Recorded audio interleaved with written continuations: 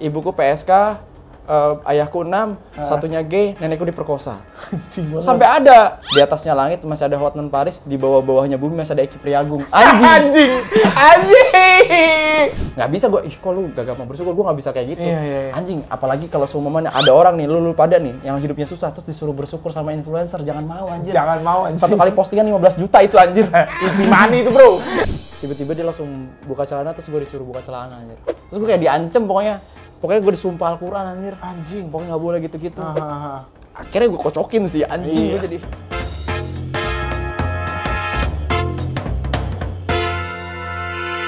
Beranda hari ini punya bintang tamu atau narsum, sebetulnya stand up comedian, cuman kontennya serius-serius mulu.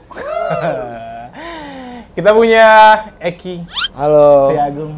Halo. Kok jadi pendiam sih? Halo, Ferry Irwandi Gendutan. Oh iya benar. Kata orang juga begitu sih ngomong. Iya. Lo kok mirip kayak Ferry Irwandi sih katanya? Iya, gimana? Kata Kebizar.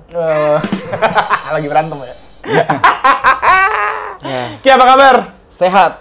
Beneran sehat atau basa-basi doang nih sehatnya? Ini kalau bilang I'm not okay gitu langsung curhat, langsung mau dengerin. Oh, langsung My Chemical Romance Iya. ya? I'm not okay.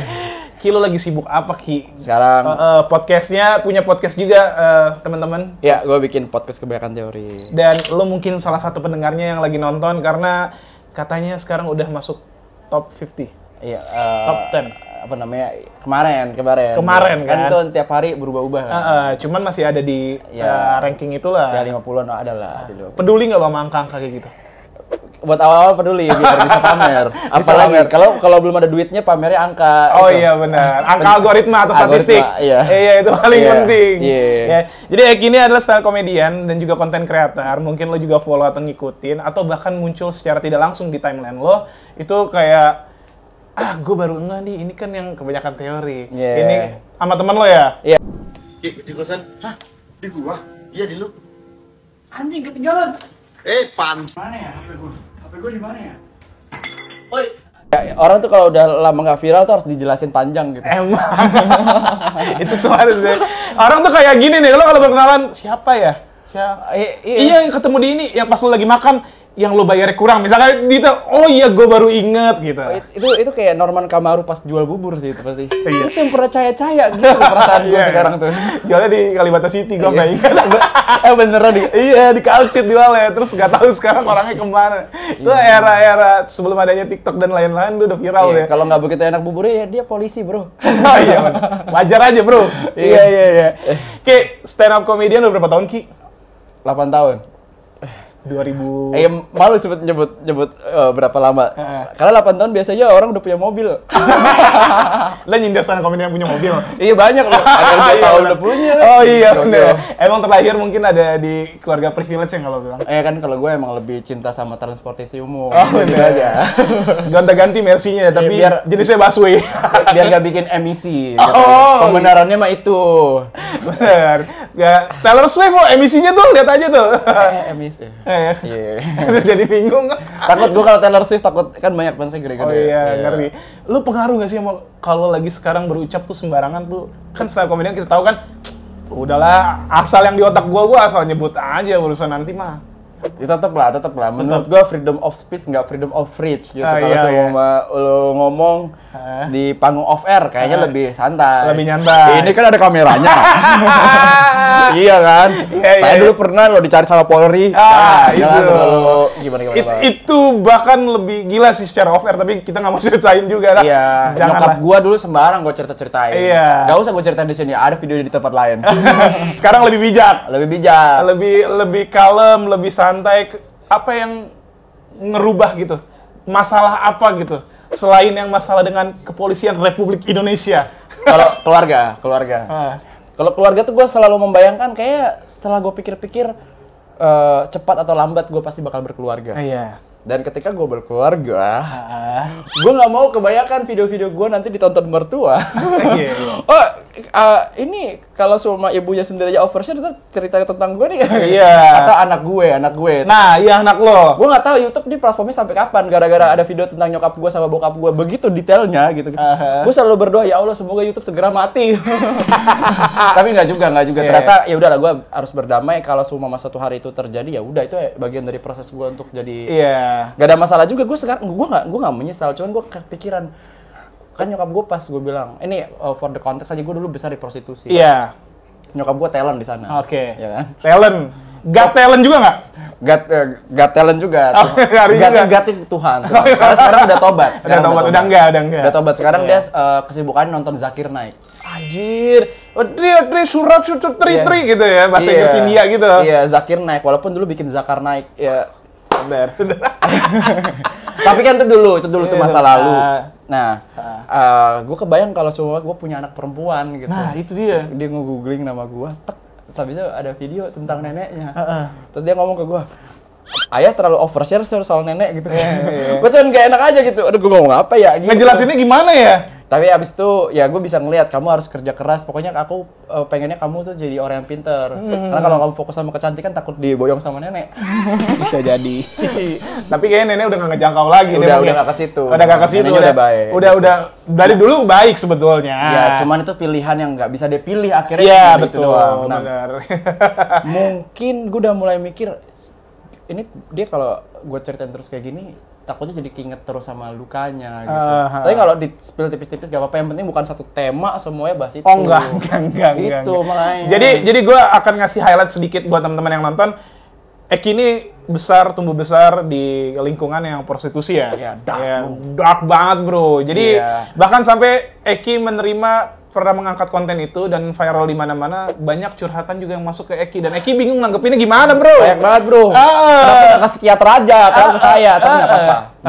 Buat sharing. Cuman tiap hari kalau baca itu muka saya sumpek. Capek tiap hari. Ibu saya kena KDRT pak. Ada terus ada cerita kayak apa namanya, Bang Eki, apa namanya, gua dipukulin ortu gua gitu. Anjir, capek banget. Ada bahkan yang pamer, Bang Eki, ibu gua juga seperti ibu lu. Terus kok aib diumbar ya? Maksudnya, ya maksud gue udah tobat belum? Iya. Belum kalau ibu gue sih. Jangan. Ya. Dia mau ngapain? Mau bandingin red card apa gimana sih? Itu dia. Mahal gue juga. Iya. Gue udah berhenti. Bakal banyak banget orang-orang yang stand up comedy gara-gara nonton konten gue. Nah, itu juga. Gue mau nanya Ki sama lo. Tadi lo sempet ngomong. Jadi teman-teman banyak banget terinfluence Eki untuk jadi stand up comedian gara-gara kontennya Eki. Bahas keluarganya. Cerita gitu, ada yang cerita. Ya bokap gua begal gitu. Cerita tuh materinya kayak gitu. Terus gue tanya, bokap lu udah berhenti begal kan? Enggak sih, masih. Jangan stand up dulu, itu stopin bokap lu.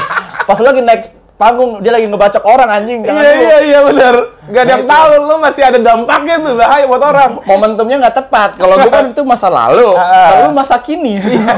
itu bukan berdam, itu live update namanya. Itu kalau di CV present, masih sampai sekarang. Kalau di CV belum resign, present lo. Lu bisa cerita aib keluarga kalau udah jadi pelajaran. Udah Iya. beres masalahnya.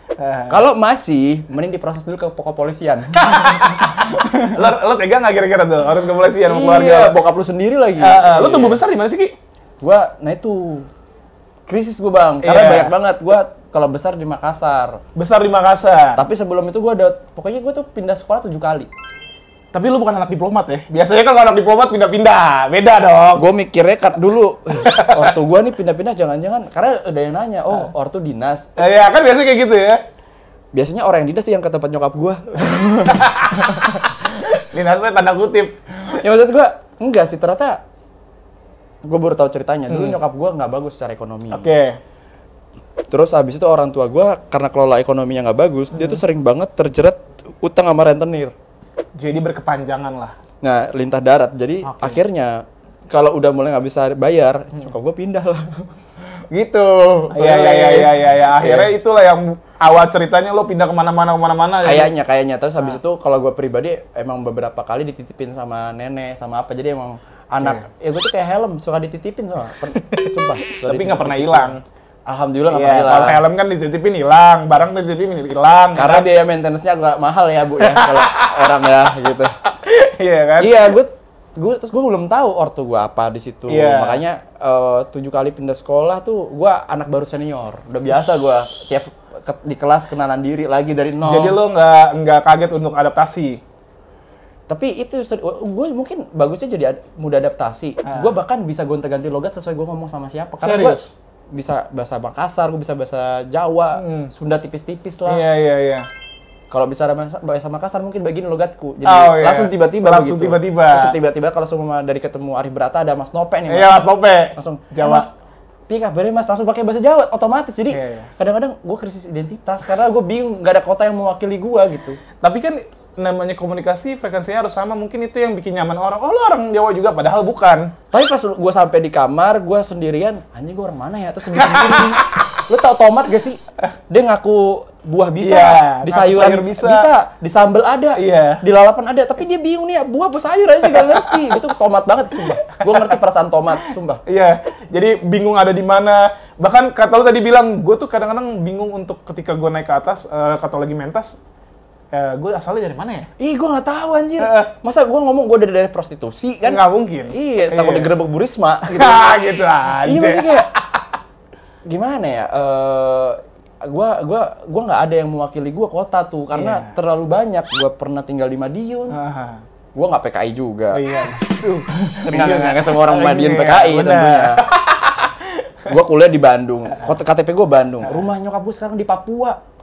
Bandung, Papua. Bingung kan? Bingung. Tapi yang dulunya gue sedih, gue sekarang udah nggak begitu sedih karena lu nih, tiap orang yang mewakili kotanya terlalu kental, kalau lu berkelakuan buruk, kota lu jadi ikut buruk. Representasi jadinya. Representasi. Iya.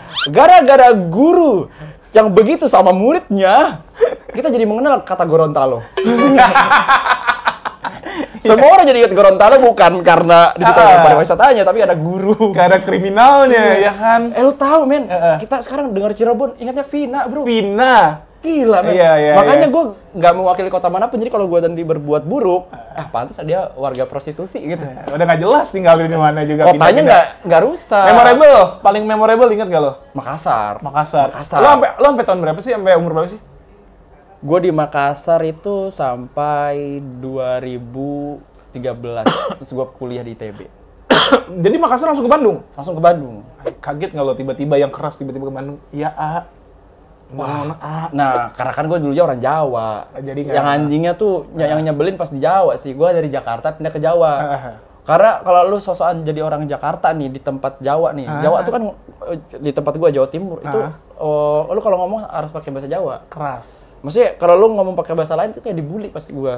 Ih, orang Jakarta. Akhirnya gue belajar bahasa Jawa lah. Pas gue udah bisa, nyokap gue pindahin ke Makassar, babi kata gue. Udah capek-capek bahasanya untuk nyamain. Karena di Makassar juga kalau lu ngomong bakal lebih diterima kalau lu satu logat sama mereka. Kalau di Yogyakarta lu nggak perlu menurut gua. Kalau di Yogyakarta orang udah lebih guyup sama keberagaman. Kalau di Makassar anjir. Lu kalau jarang pendatang mungkin. Iya, jadi gue tuh selalu punya template kalau di setiap pindah kota gue diajarin bahasa-bahasa kotornya, tapi itu bukan bahasa kotor tau. Lu tuh ngomong berin lu bapak lu lompo. Padahal itu tuh artinya jorok anjir di bahasa Makassar. Itu sering terjadi emang. Iya, berin bapak lu lompo. Maksudnya apa? Gue ngomong lah ke teman gue gitu karena disuruh kan. Ternyata tuh dibilangnya burung bapak lu gede, anjing. Pukul lah gue. Karena bulian lah. Iya pasti. Tapi gara-gara gue udah lumayan gede, jadi koleksi bahasanya lumayan banyak gitu. Berarti lo besar di jalan sebetulnya, ya kan? Iya, street ya, besar di jalan. Besar di jalan, Bronx. Ya? Bronx banget ya kan. Dan lo terima-terima aja dengan keadaan yang sampai sekarang gitu. Ya, pernah nggak lo maksudnya ada momen anjir, gini banget hidup ya?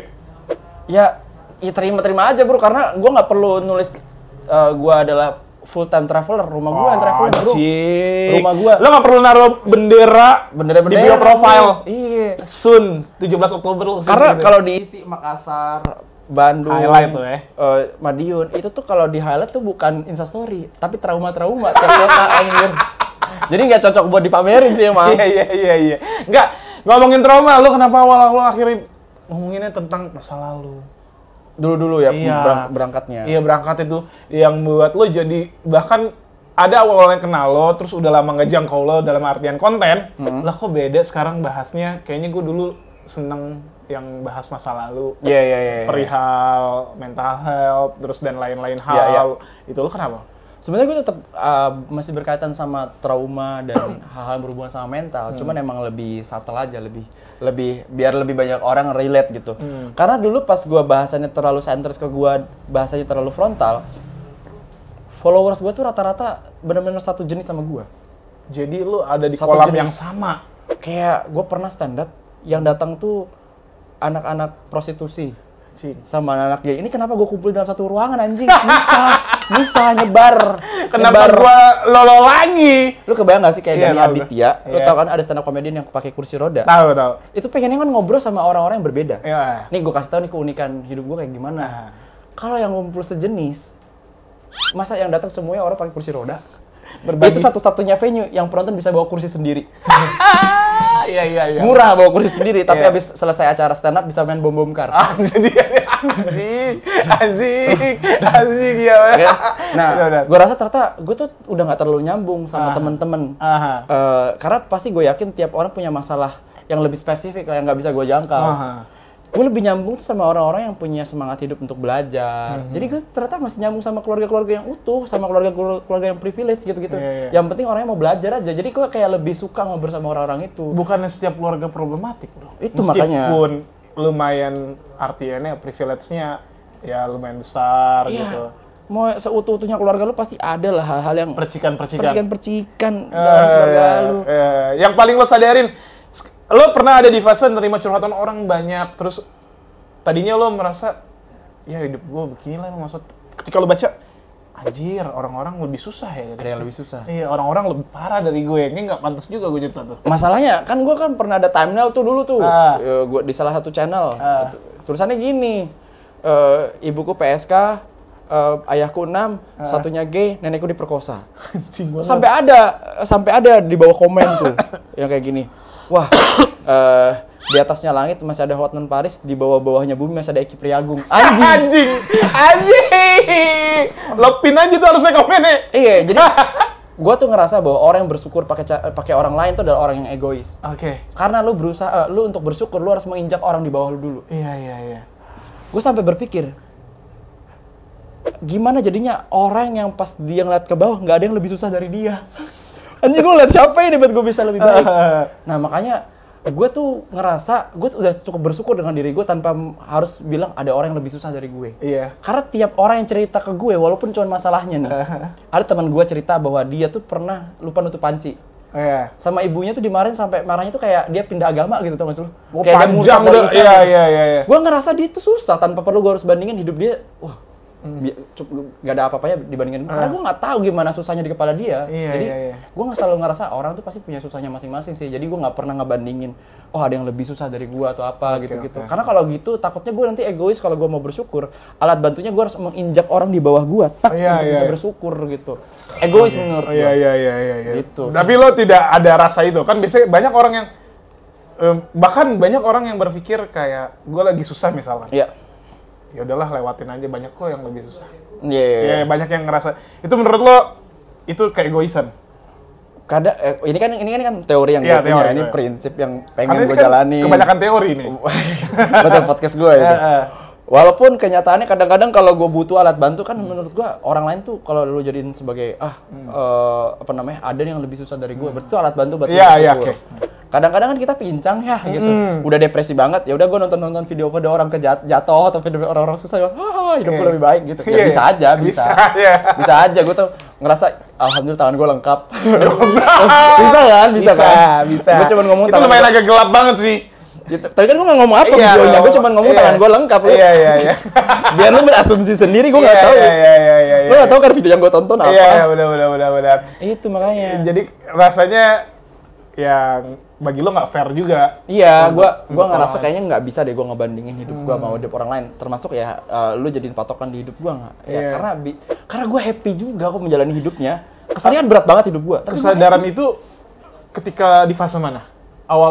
Dari awal kah atau memang lo baru menemukan nggak bisa gue begini? Gue cerita dulu dikit, kayak menurut gue ternyata ini tuh ada bantuan dari takdir sih. Karena gini, ternyata ada penelitiannya bahwa ada bayi yang punya kecenderungan dari DNA-nya itu dia gampang bahagia sama bayi yang gak gampang bahagia. Emang ada ya? Nah kalau gue, kayaknya sebesar-besarnya masalah gue, diri gue versi kecil, Eki kecil ini tetap lebih besar daripada masalah gue. Jadi gue tuh lebih gampang banget ceria gitu. Di antara saudara-saudara gue kayaknya gue emang hidup di prostitusi, hidupnya Bronx. Ortu parentingnya bisa dibilang kurang banget lah. Setingkat di atas level Brimob. Yoi. Iya kan? Saya love language-nya physical attack gitu. Tapi nggak bikin gue nggak ceria, bro. Nah, sedangkan adik-adik dan kakak gue mungkin agak jauh lebih menyerap energi itu. Paham. Energinya jadi beda. Iya, makanya gue emang orangnya gampang ceria dan tapi juga gampang sedih. Karena mungkin hidupnya ya gampang banget flip gue tuh. Tapi gue punya gampang cerianya. Nah, nggak semua orang itu ditakdirin jadi DNA yang gampang ceria. Dan ya udah, gue bersyukur gue punya itu aja. Sehingga akhirnya gue lebih mudah untuk bersyukur dibandingkan orang-orang. Kesannya gitu. Padahal itu menurut gue nggak bisa gue. Kok lu gak gampang bersyukur? Gue nggak bisa kayak gitu. Anjing, apalagi kalau seumumnya ada orang nih, lu pada nih yang hidupnya susah terus disuruh bersyukur sama influencer, jangan mau anjir. Jangan mau anjir. Satu kali postingan 15 juta itu anjir. Easy money itu, bro. Iya kan? Easy money, jangan mau, bro. Itu sempat rame tuh di platform X yang bilang kayak emang susah ya jadi influencer. Gampang sebetulnya, ya kan? Emang susah, tapi kalau dibandingkan yang kerja-kerja lebih susah mereka dah. Bener. Nah, makanya gue kayak, anjing, bro, gue tuh sekarang mau ngeluh agak sungkan. Di stand up, gue ngeliat ada orang-orang hidupnya aneh-aneh, bro. Aneh-aneh. Gue tukang bumbu, ya Allah, gue kerja lebih enak, nggak pakai tenaga yang segitunya. Hidup gue masih ngerasa ada susahnya. Ya namanya berpikir, ketika lu udah push duitnya untuk lebih banyak, atau lu mendapatkan sesuatu yang tanggung jawabnya lebih besar, mau nggak mau, hidup lu akan jauh lebih banyak yang harus lu kerja kerasin kan. Tapi gue ngerasa kerja kerasnya gue, kayak nggak nyampe tuh Rolls Royce saya. Nyokap gue kayaknya lebih berat deh. Gue kerja pakai baju guys. Nyokap gue enggak. Balik lagi Jakarta. Itu membuktikan bahwa lu bisa sukses tanpa seragam. Bener. Ya seragam bentuknya apapun. Iya kan. Banyak. Pabrik aja seragam. Iya makanya. Makanya gue bilang balik lagi walaupun tadi itu adalah romantismenya orang tua gue zaman dulu, karena dia nggak ada pilihan, dia mau melakukan apapun demi anaknya. Makanya gue sayang banget sama nyokap gue. Dia orang yang berharga buat gue. Iya. 300.000 kalau tapi gue pernah lihat, tapi gue lupa salah satu film apa. Itu cukup memorable buat gue, si film luar orang ini ngomong, tenang bro, semua orang tuh ada harganya apapun pekerjaannya. Gue langsung, iya ya, tapi konteksnya di situ dia lagi di tempat prostitusi. Iya serius, tapi terus dia bilang ke orang, ke temannya, semua pekerjaannya pasti ada harganya bro. Jadi lo nggak bisa juga terlalu pojokin apa pekerjaannya. Karyawan ada harganya, semua ada, lo makan ada harganya, presiden ada harganya, gaji bulanan. Mungkin juga yang dilihat juga kadang-kadang walaupun ada harganya gitu-gitu, tapi hina dan gak hinanya gitu. Kayak orang menghitam putihkan sesuatu, misal kayak di prostitusi, orang dianggap hina karena kerja ngejual sesuatu yang ada di dirinya gitu. Padahal kalau kita lihat hari ini, gue ngerasa banyak banget orang yang nggak cinta sama pekerjaannya, akhirnya lu tetap kerja dan lu nggak seutuhnya sama hati lu. Yang gue tahu, mungkin lo bisa nganggap pekerjaan kayak prostitusi itu hina. Tapi kalau lo percaya juga senyum adalah ibadah, prostitusi ini orang-orang yang paling sering ibadah soal itu, tau? Mas, gitu. Iya mas. Dia mau ibadah dengan pekerjaannya. Karena lo banyak banget kan ngeliat orang-orang yang melayani customer atau itu kasir atau apa ya, kayak ketus banget. Banyak kan? Yang bikin orang juga males gue beli, misal tempat makan ya, males gak senyum orangnya. Ya langsung kasih energinya energi buruk. Tapi kalau itu tadi kehidupan lo awal mula stand up comedian katanya 8 tahun lalu, siapa yang influence lo? Yang influence gue dulu, gue suka banget sama Rian Adriandi. Tahu gue. Rian Adriandi, terus salah satu founder juga. Suci 1 dulu. Terus habis itu, tapi itu gue cuma suka doang. Sebenarnya yang influence gue untuk stand up tuh sebenarnya gue tuh selalu dihidupkan karena gue punya cinta.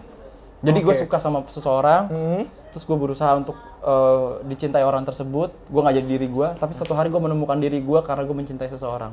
Misal, gue dulu suka sama cewek, paling cantik di sekolah gue di SMK. Pada situ muka gue pokoknya kayak labubu lah, kurang lah. Kayak tidak berbentuk. Labubu! Kayak gitu ya, ada taringnya gitu, kurang. Proses pubertas gue, ini kan masih medium ugly, kalau dulu ugly banget. Anjir! Ya gila. Gitu. Iya, kayak kayak Marcel Widianto sekarang dah. Gitu. Bukan kayak dulu ya, kayak sekarang ya. Anjing. Siapa bangku? Tapi kan dia kan karirnya yang bagus. Oke, ya, benar. Maksudnya ya pada saat itu pas di SMK,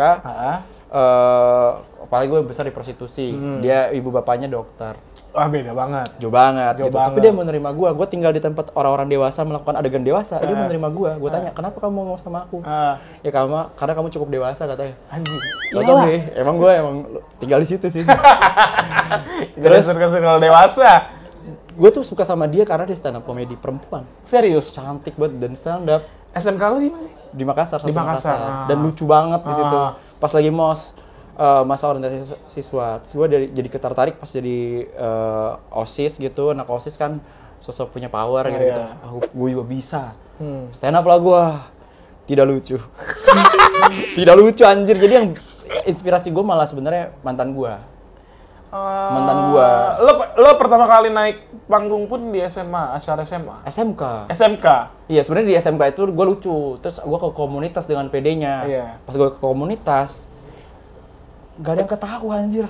Itu saking gak ada ketawanya, ada orang garuk kepala kedengeran. Krok gitu kan kedengeran. Napas orang. Kedengeran. Saking krik-kriknya tuh. Iya, nggak lucu. Terus gue jadi penasaran kenapa yang sebelumnya lucu, ini nggak lucu. Pas apa jangan-jangan karena gue di sekolah gue, orang udah kenal gue ya, gue nggak ngerti. Iya. Di situ lah gue penasaran. Gue cari tahu. Sampai akhirnya dia udah nggak stand up, gue masih stand up sampai hari ini. Oke. Pas gue sekolah di TB, gue udah nggak stand up lagi tuh. Tapi akhirnya ketika gue ngeliat orang-orang stand up, terus habis itu gue kayak gue udah menemukan seni ini. Kalau gue push tuh ternyata bisa menceritakan hal-hal yang nggak bisa gue ceritain di tongkrongan. Di sini tuh bisa diterima nih. Dan di situ belum ada yang ngebahas tentang keluarganya sebegitu dalamnya. Bahkan gue tanya ke senior gue di stand up Bandung. Pada gue gabung-gabung dulu, terus gue kayak sowan dulu lah ya. Ya karena kan di situ kan gue udah dari Makassar pindah ke Bandung. Pas di Bandung gue udah nggak pernah stand up lagi karena kan pengalaman buruk di Makassar. Tapi pengalaman itu meronta-ronta pengen dihidupkan kembali. Gue masuklah ke stand up Bandung. Terus habis itu ketika ditanyain coba lu bikin materi yang dekat-dekat dari lu tuh apa? Gue tuh jadi mikir anjir. Keluarga gue tuh kayak gini, tapi baik gak ya diceritain. Terus gue tanya lah senior gue, jangan tuh aib keluarga bla bla, ini kan masa lalu gitu-gitu. Sampai akhirnya setelah gue pikir-pikir, cerita hidup gue yang kelam ini itu tuh malah yang ngebantu gue untuk bisa dapetin banyak rezeki. Gue dapet beasiswa pun gara-gara gue ceritain tentang kisah ini. Awalnya bahkan bukan gue yang nyeritain di awal. Gue pernah dapat beasiswa Yayasan Yusuf Kala. Mantan wakil presiden kita, Kala Group. Gue nggak jadi diterima karena puter daerah itu by definition bukan yang tinggal tapi yang lahir di sana. Gue nggak lahir di sana anjir. Lo lahir di Bandung ya? Gue lahirnya di Ciamis, tuh kan aneh banget. Pokoknya Ciamis lah. Pokoknya gue emang hidup gue lumayan loncat-loncat lah. Kalau ada keluarga cemara, gue cemana ini keluarga gue nggak ngerti gue. Nah, nyokap gue dapat sesi wawancara. Jadi emang ada wawancara orang tua untuk beasiswa ini. Oke. Nyokap gue setelah wawancara, yang tadi gue udah kurang 1 poin di wawancara karena kayaknya nggak bisa diterima deh, tapi abis ini bakal ada giliran sesi buat sama ibu kamu gitu, orang tua buat nanya-nanya profesi.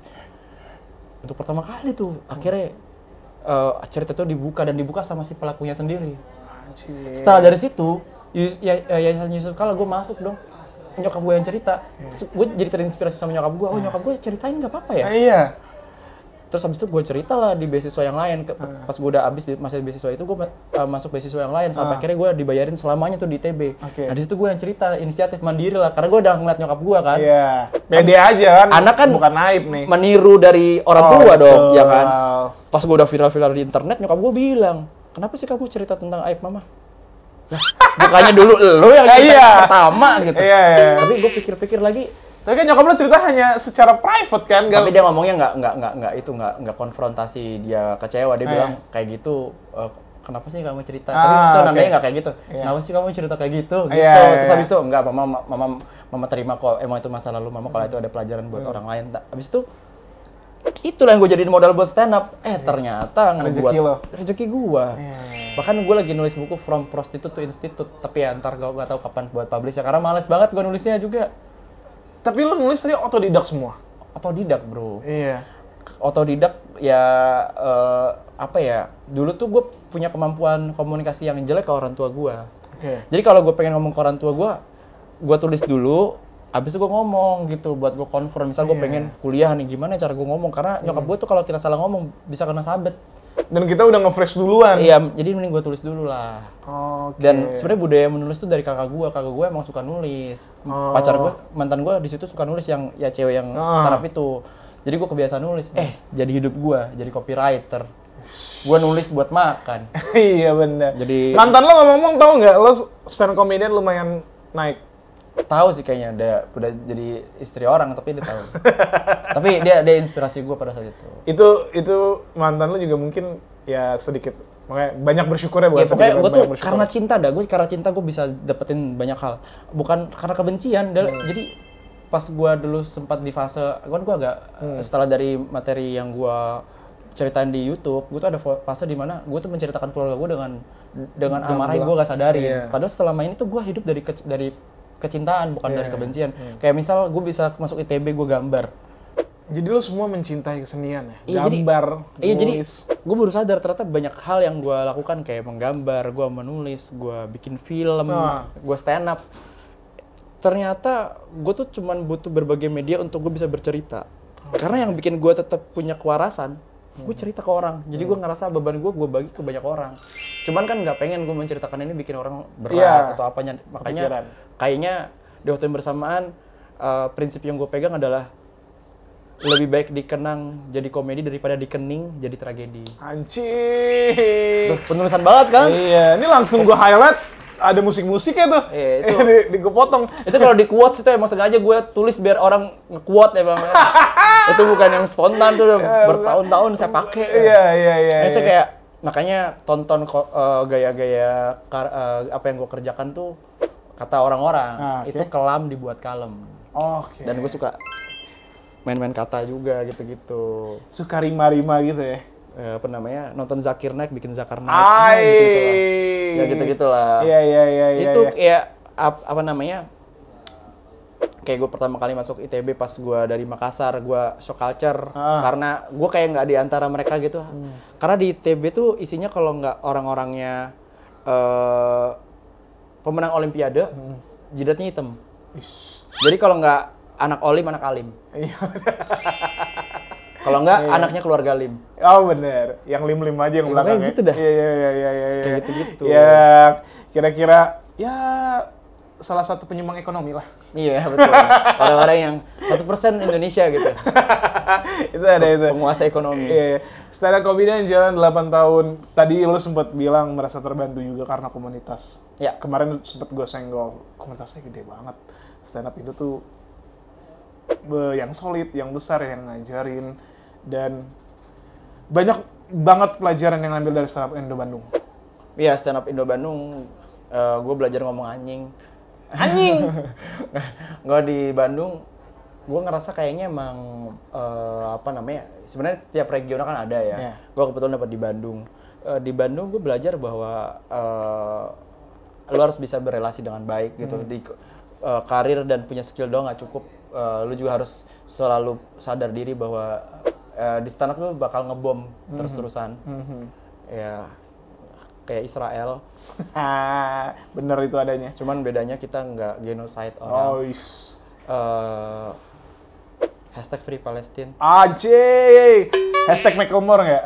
Karena Macklemore selalu Free Palestine. Iya, parah banget sih bre. Lu bayangin lu tidur tiba-tiba dibakar kayak gimana. Tapi balik lagi tadi. Ya karena lu selalu ada kemungkinan untuk ngebom dan gak lucu, jadi siapa kita bisa sombong. Attitude, ya itu juga salah satu yang kita pegang sih gitu. Gue juga selalu ngerasa akhirnya jadi stand up comedian tuh bikin lu sadar lu adalah orang yang harus paling reflektif di ruangan gitu. Ada yang salah nggak ya dengan diri gue? Tadi gimana? Makanya biasanya tau nggak kenapa stand up comedian banyak yang begadang? Karena overthinking, hari ini gue salah apa ya sama orang. Serius. Kalau gue pribadi abis overshare gini nih. Ini gue ngomong nih. Wah. Di malamnya gue mikir, tadi ada yang kelebihan gak ya gue ngomong kayak gitu? Iya. Ada tuh, lo gak gitu? Ada nggak senior lain yang tiba-tiba tegur lo secara? Alhamdulillah nggak ada. Alhamdulillah gue kan itu maksudnya mungkin yang sampai kayak frontal banget gak ada, kayak biasa-biasa aja sih, belum yang gimana. Karena kan kalau off air kan lumayan kadang-kadang. Dan gue juga skupnya belum masih agak serba nanggung bang. Gue tuh dikenal tapi masih yang niche, bukan yang satu nasional udah kenal gue. Gue di stand up juga masih dalam proses ini. Maksudnya kayak kenapa gue udah diundang ya? Perasaan karir gue di stand up setengah matang, kalau di konten oke lah, oke masih gue bisa pede. Tapi kalau di stand up tuh masih setengah matang nih, gue mau kemana nih gitu-gitu. Menurut gue masih berkaca lah gitu-gitu. Tapi lo sekarang lagi menggeluti podcast juga. Iya. Jadi podcaster. Dan salah satu yang tadi kita bilang dari awal masuk ke dalam 50 besar ya? Iya. Di Spotify. Sempat top 11 Top kemarin. 11 bahkan. Iya, lo mengalahkan beberapa nama-nama besar lah podcastnya. Di hari itu. Besoknya kan nggak tahu reginya pasti bakal naik turun kan itu. Cuman kan itu kan rezeki yang harus, ya tadi gue bilang ya syukuri lah. Iya, berarti ada potensi di situ. Ada potensi, ada marketnya ternyata. Cuman yang membingungkan, kenapa lo masuk kategori yang serius-serius podcastnya? Iya, aneh banget. Jadi gue kan berkomedi di situ. Cuman pas dimasukin ke algoritma, ternyata podcast sejenis itu podcast pendidikan. Bareng Gita Wirjawan, bro. Gita Wirjawan, Tempo bocor alus. Iya, jadi kita emang nyerang ke semuanya. Tapi jadi gini kan, premis gue di podcast Kebanyakan Teori adalah jadi kita tuh ngebahas fenomena yang mungkin mengagetkan buat orang-orang yang lagi tren, mungkin orang selingkuh atau apa gitu-gitu. Tapi kalau di kacamata sains itu tuh wajar-wajar aja. Wajar-wajar aja, kayak kemana ada orang selingkuh. Habis itu kita bikin antitesisnya, ini teori manusia akan selalu berselingkuh. Tapi emang ada penjelasan sainsnya kenapa manusia itu selalu selingkuh. Kenapa? Kayak kita tuh bukan diciptakan buat menjadi makhluk yang monogami. Secara DNA kita nih, nenek moyang kita tuh peselingkuh. Jadi orang-orang yang selingkuh itu kembali ke nenek moyang. Dia melestarikan nenek moyangnya, bro. Ini akan lo kasih tahu nggak ke pasangan lo secara detail kelak? Kalau kan nanti kan lo tadi lo amin-amin mau berkeluarga. Karena lo punya akal, akhirnya lo bisa memilih mana tindakan yang lebih tepat buat etika di sosial yang sekarang. Itu cara nyucinya, Bang. Makanya maksudnya pendidikan nggak? Iya, pendidikan. Iya. Mempertanggungjawabkan saya kuliah di ITB. Biar nggak kesannya saya masuk ITB karena rektor ITB pelanggan nyokap saya, karena bukan. Beda. Itu wakil rektor mungkin. Takut lo mengira-ngira ordal. Nggak ada. Alhamdulillah nggak. Nyokap udah berhenti anjir di situ. Udah berhenti.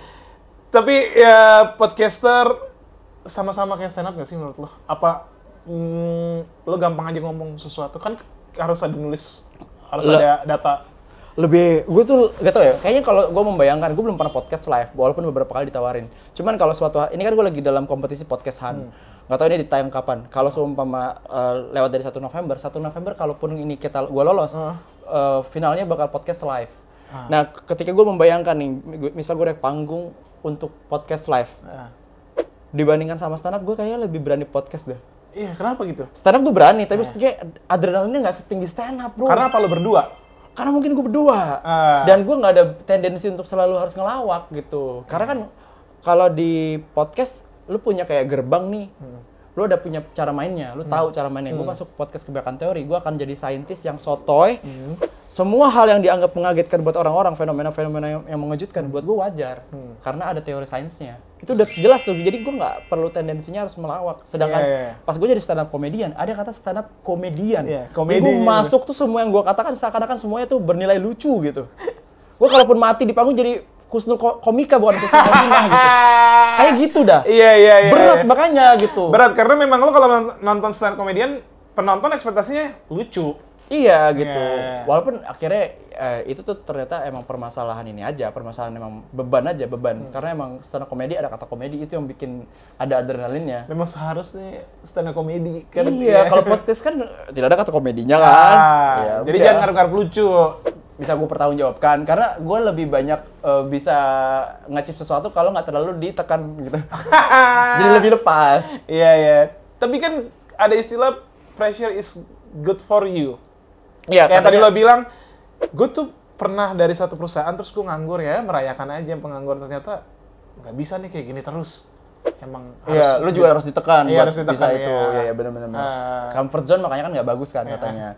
Cuman gue percaya juga di titik tertentu lu ditekan itu bisa bikin lu jadi jenius, jadi Albert Einstein. Makanya ada orang-orang ngerjain sesuatu deadline gitu. Iya. Project Bandung Bondowoso kan juga deadline kan. Yoi. Tapi ada juga orang di-push sedemikian rupa jadinya gila. Ada juga. Ada. Nggak Ada kuat. loh, ada orang yang ditekan di kantor polisi malah ngedance Fadel, tau gak sih lu? Dubi dudi dam kan lu. Anjing depan kantor polisi gokil, Bro. Iya, lu aja yang ngurusan yang waktu itu takut ya? Iya kan? Gue sih kalau udah di depan kantor polisi ngedance gue kayaknya nggak bisa dah gue. Gue cari bakat yang lain. Jangan ngedance, gimana kalau semua siul gimana siul? Anjing ngedance loh itu. Berani banget loh. Berarti tahu kalau dia bakal menang kalau kayak gitu. Mungkin. Iya nggak sih? Iya, gue nggak tahu sih, tapi nggak ngikutin juga sih acara. Gue juga nggak ngikutin sih. Iya. Bicara podcast awal-awal katanya ya project coba-coba aja. Betul. Iya Wah, kan? ego gua. Project ego aja. Project yang ego, sebelumnya nggak tahu deh lu mau ceritain apa enggak karena ini Santai. ada cerita awalnya konsepnya karena lo sempet podcast Iya, gua bikin pokoknya proyekan lah ya. ada suatu program di YouTube gitulah, ya bentukannya kayak podcast harusnya, cuman karena gonta-ganti konsep. Pertama konsepnya gua pas jadiin kontrak setuju tuh. Suka. Tapi udah tanda tangan, kontraknya udah kemana-mana, terus udah nggak sesuai dengan karakter. Terus yang host gue pun udah cabut gitu. Jadi pisah. Terus kok kayak jadi sedih kok gue yang nonton, kok dikit, emang kayak nggak ada yang mau dengerin gue deh. Kayaknya emang gue, iya. Itu kan bukannya keluhan setiap podcaster ya? Iya, gue takut kayak siapa gue yang mau didengerin juga gitu. Kayaknya gitu. Terus gue jadi penasaran gimana kalau gue bikin sendiri ya dengan konsep yang gue percaya. Karena gue percaya kerjaan gue kan sebelum gue jadi full content creator, kerjaan gue ngonsepin Orang. IP. Ya orang gue kerja di perusahaan. Boleh nggak sih sebut merek? Boleh. Gue dulu kerja di Noise, Iya, kerja di boleh di perusahaan iklan. Gue bikin konsep. Gue sangat percaya sama konsep gitu. Maksudnya gue percaya lah sama skill gue yang ini gitu. Menilai konsep gitu. Tapi kenapa pas di sini kok nggak bisa? Padahal teman gue bilang ya kan lu udah nggak percaya sama konsepnya, eksekusinya udah nggak sesuai sama apa yang lu harapkan juga. Jadi lu bikin sendiri. Makanya pas gue bikin podcast Kebanyakan Teori, episode pertama udah langsung masuk top 100, gue kaget anjir. Oh ternyata ada kok yang mau dengerin. Harusnya gitu. lo nyangka karena konsepnya udah mateng kan? Iya, tapi kan di situ kan ketidakpercayaan lagi dikuasai, menguasai diri kan. Siapa gua berdua nih? Siapa yang tiba-tiba iseng mau mendengarkan? Walaupun juga gue rasa teman gue, partner gue, Viru Designer juga udah punya followers yang solid sih. Jadi saling kebantu. Gue tanpa Viru akhirnya cuma jadi omongan sok tahu, tapi Viru tanpa gue mungkin akhirnya jadi omongan yang dry text. Ya. Tidak ada lucunya, tidak ada ramah-ramahnya. Hambar aja ya. Data gitu, semuanya data. Jadi kayak perpaduan yang gue juga baru pertama kali menemukan partner yang cocok banget. Sebelum-sebelumnya udah. Ya gue sampai yang lain cocok, jadi takut salah ngomong ya.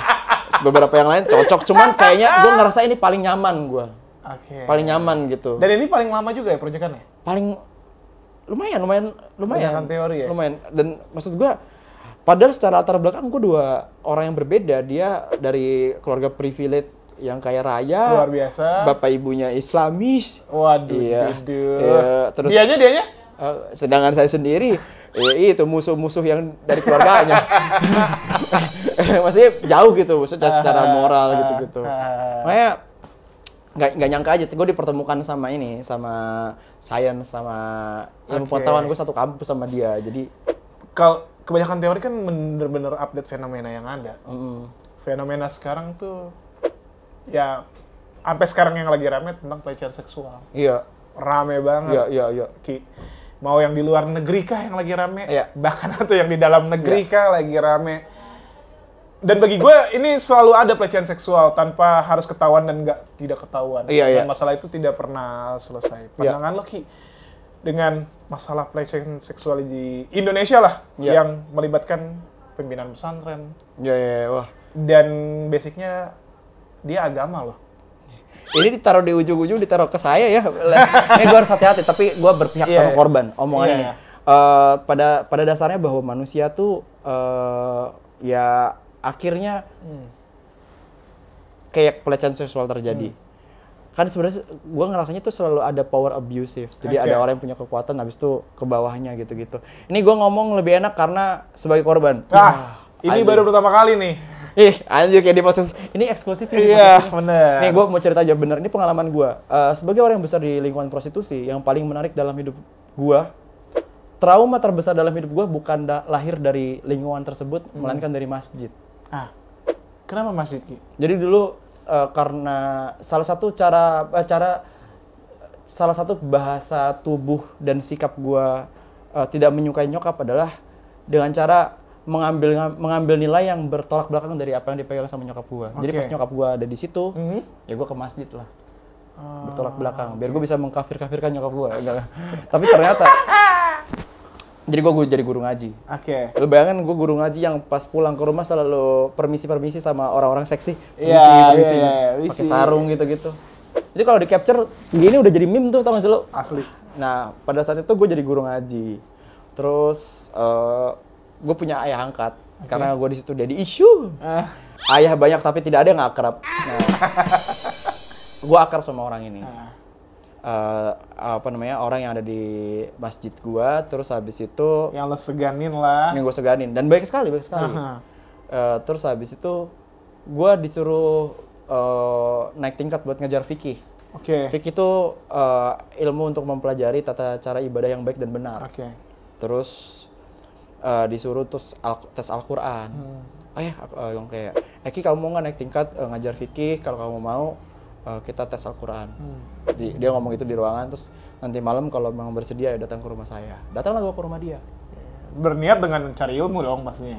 Experience-nya tuh, wah gue sampai bingung sama orientasi seksual gue pada saat setelah kejadian. Serius. Tapi gue cerita dulu kronologinya. Akhirnya pada malam itu gue disuruh datang ke rumahnya, gue datang lah. Gue bawa Al-Quran, pakai peci, pakai sarung.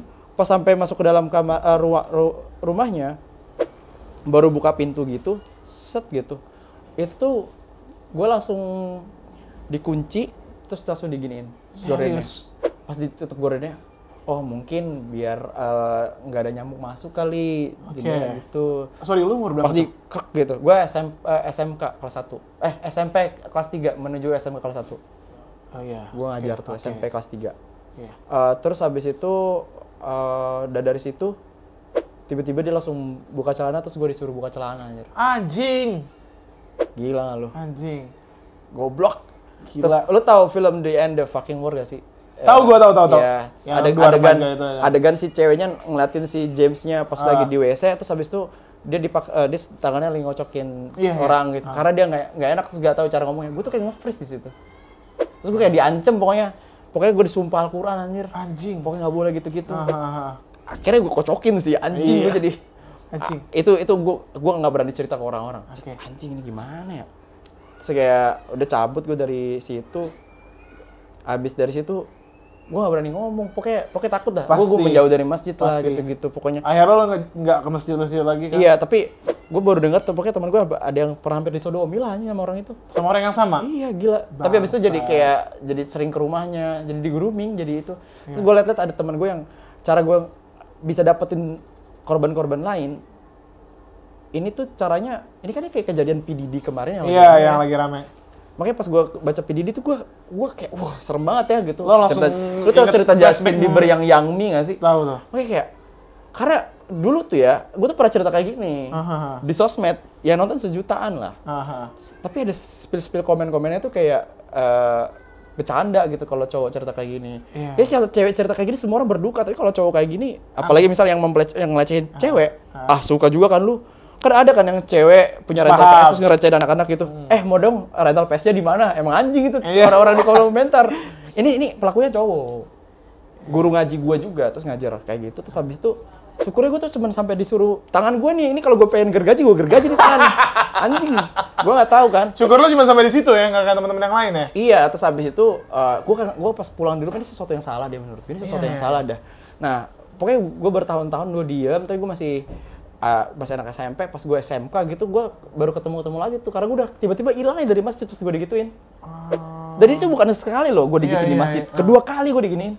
Jadi pas gue masih kecil nih, gue di Jakarta juga, jadi ini nggak cuma terjadi di Makassar. Gue pernah tinggal di Jakarta, di Petogokan.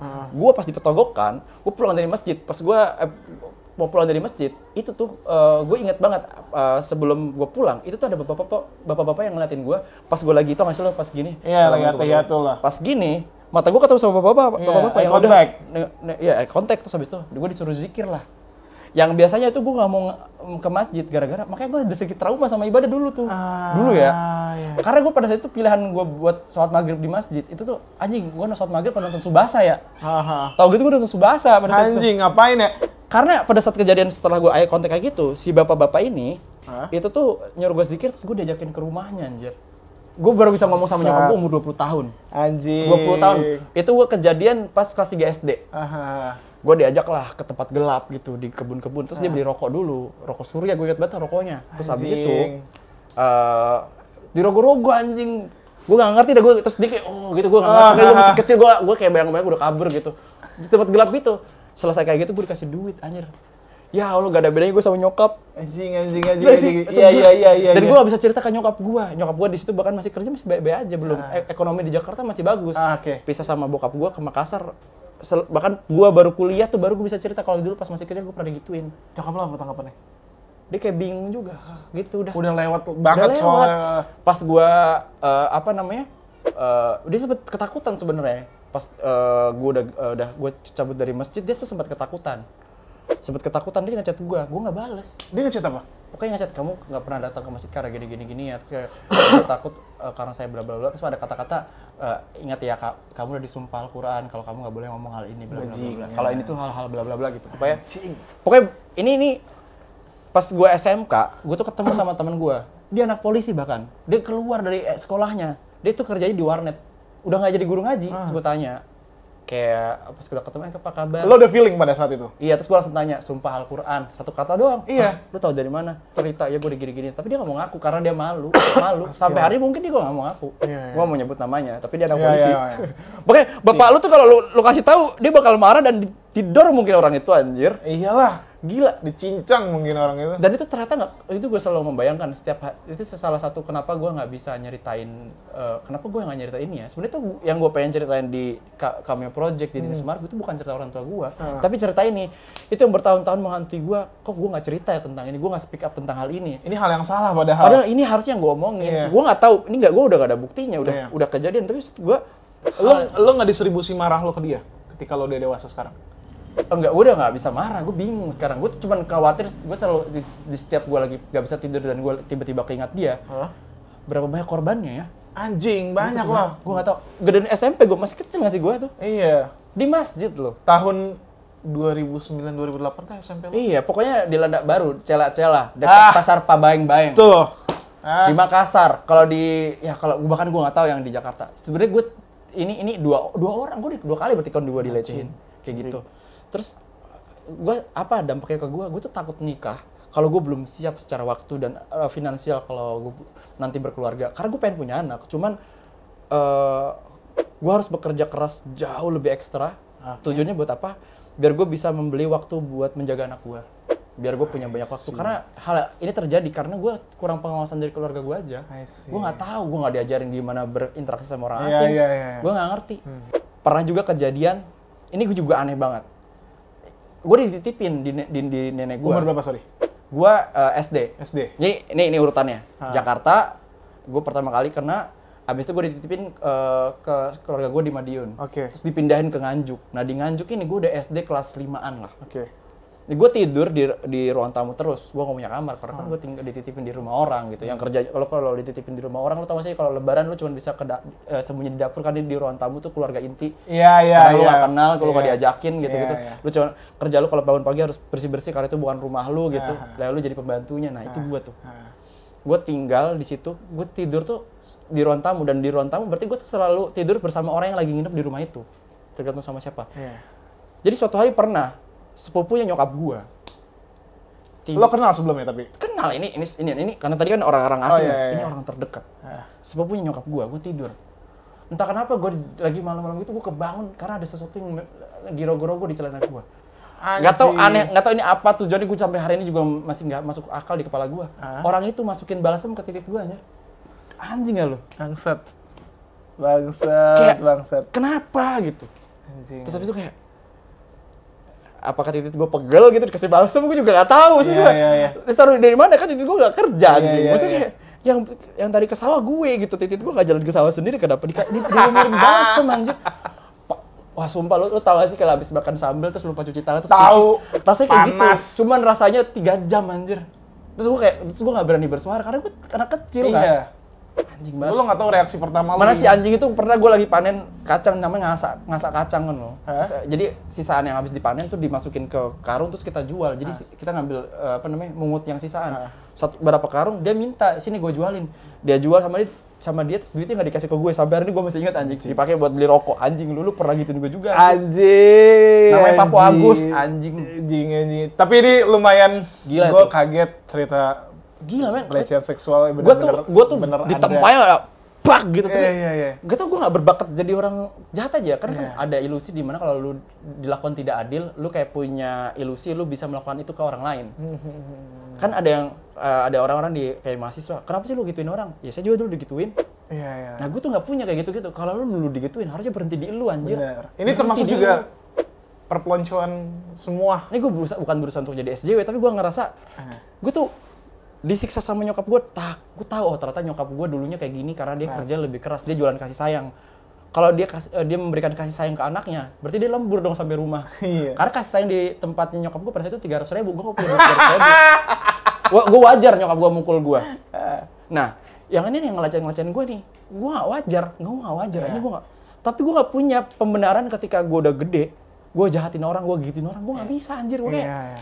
Karena banyak banget kan orang-orang yang kena yang pelaku pelecehan seksual itu ternyata pas masih kecil udah digituin. Karena dampaknya. Kenapa lu harus jadi zombie? Akibat dan sebab. Kenapa Anda harus jadi zombie? Gue bukan berusaha untuk nyontohin, tapi nggak tahu. Gue nggak tega gue ngelakuin gitu ke orang lain, sumpah dah. Dan gue juga nggak punya ketertarikan sama anak kecil. Iya. Nggak suka gitu. Terus kayak gue suka karena dia lucu gitu. Kayak sumpah. Bukan karena seksualitas ya.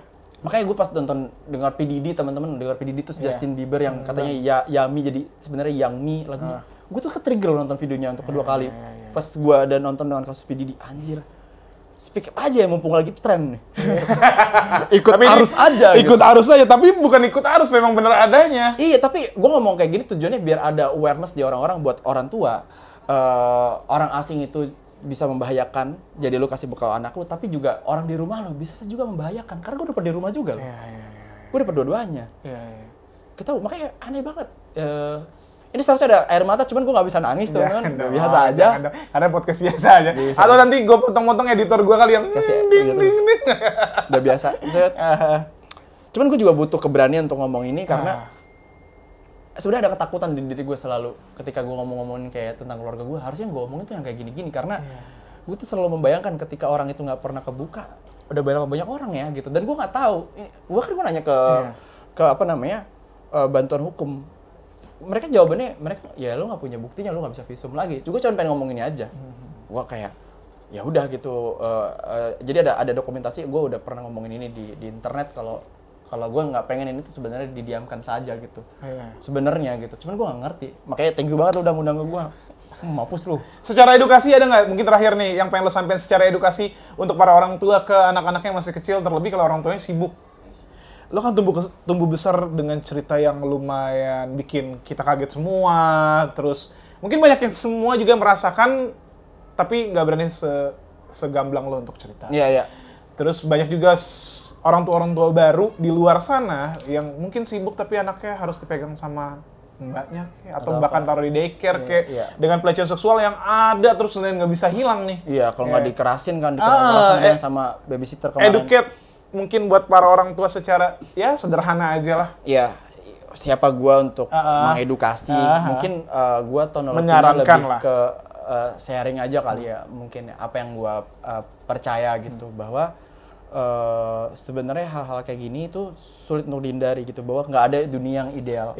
Kita nggak pernah tahu kita hidup sama siapa di lingkaran kita gitu. Apalagi di negara yang makan siang gratis masih jadi pemenangnya gitu. Maksudnya kan berarti masalah ekonomi itu jadi paling dasar. Jadi akar kriminalitas gitu. Jadi ya kita hidup di dunia seperti ini. Jadi menurut gua selalu ngerasa yang bikin gua agak sulit untuk bisa selesai ini kan gue nggak bisa cerita ke orang tua gue. Jadi yang paling penting adalah lu tuh nggak bikin gap sama anak lu. Jadi anak lu tuh bisa selalu berpulang sama lu untuk cerita dan lain-lain. Itu yang paling penting. Lu nggak pernah mengkhianati bonding lu sama anak lu. Karena menurut gue, lu harusnya yang memulai untuk menjaga itu. Karena anak tuh nggak pernah jadi orang tua, tapi orang tua udah pasti udah pernah jadi anak. lu udah pernah jadi anak, lu bisa revisi, lu bisa perbaiki tuh apa-apa yang kurang dari situ, sehingga akhirnya pas di anak lu itu udah jadi silabus yang sempurna lah. Jadi silabus yang mendekati sempurna lah. Atau ya nggak harus sempurna, pasti ada cacatnya. Cuman setidaknya lu jadi lebih baik lah. Nah, yang paling penting menurut gue lu bisa dekat sama dia, jadi kalau ada apa-apa dia bisa cerita, dia bisa live update terus-terusan. Di waktu yang bersamaan, lu juga bisa menginstal apapun yang jadi bekal buat dia. Jadi kayak, oh kalau ketemu orang asing seperti apa, kalau ketemu orang dekat seperti apa, tuh ada batasan-batasan yang tetap harus dijaga gitu-gitu. Gue tuh nggak tahu kalau semua ada orang asing yang megang titik tuh nggak boleh, gue nggak dikasih, nggak diajarin gitu. Kayaknya gue sendiri yang mengais-ngais kayak ini nggak baik dah gitu, kayak gitu. Jadi lo menerka sendiri ya. Ya kan orang tua gue juga nggak sibuk ngajarin karena orang miskin sibuk cari duit. Iya kan? Gue paham itu juga. Jadi kalau kondisi lu, apalagi kalau kondisi lu orang yang punya duit, gitu. Kadang-kadang ini terjadi kok, di orang miskin terjadi, di orang kaya juga terjadi gitu. Orang kaya ngerasa karena dia punya duit, dia bisa ngasih orang lain untuk ngasih waktu ke anaknya gitu. Dia akhirnya lepas tangan gitu aja. Nah orang miskin terpaksa akhirnya ya udah gitu. Yang paling penting komunikasinya sih. Tetap jangan bikin bonding lu sama anak lu tuh dikalahkan sama orang lain, sama mbak yang datang dari Kebumen. Jangan sampai sedih banget kalau menurut gua. Harusnya lu yang lebih dekat gitu. Dia cuman lu delegasikan aja tugasnya, tapi jangan sampai dia yang lebih dekat gitu kayak jadi sus Rini atau apa. Walaupun ya dia juga bagus ya kan maksudnya. Tapi kedekatannya harus lebih, harus lebih. tambah. Dan gue percaya Nagita Slavina jauh lebih dekat kok dibandingkan itu. Harus dicuci. udah kok di industri udah tahu. Jadi bahkan ini pesan buat semua orang. Jangan pernah masukin anak ke pesantren hanya biar anak itu jadi baik gitu. Berarti lu lepas tangan terus lu praktis biar dia kayak ya udah. Karena ketika lu ketemu anak bandel, abis itu lu masukin ke pesantren, yang mikir nggak cuma lu doang, ada banyak. Akhirnya anak bandel kumpul dalam satu tempat. Itu bisa jadi kenakalan baru atau mungkin lu jadi tidak dalam pengawasan, ada power abuse di situ. Banyak juga kejadian kayak gini-gini itu di pesantren, bro. Nggak cuma itu, pokoknya jangan cari instannya lah ya. Jadi orang tua itu proses yang melelahkan sepanjang hayat. Jadi kalau lu pengen punya anak, jangan pengen punya anak hanya karena lu suka sama anak kecil, karena komitmennya itu melelahkan. Jadi kalau lu pengen punya anak, ya udah, lu harus bekali diri lu. Ini nggak cuma tentang diri lu doang, ini udah tentang orang yang lahir ke muka bumi yang harus lu layani. Menurut gua tanggung jawab lu sebagai orang tua tuh itu kewajiban, tapi anak lu mau ngebalas apapun ke lu itu sunnah gitu. Wah, thank you. Jadi berikan yang terbaik buat tanggung jawab lu. Betul, thank you Eki. Terima kasih sudah main di Beranda. Semoga bermanfaat teman-teman. Semoga bermanfaat teman-teman. Maaf kalau ada salah-salah kata. Kalau ada pasti post-pro-nya gue kasih ke Eki dulu karena takutnya ada yang pengen di-cut-cut. Dan sampai ketemu di episode selanjutnya. Bye.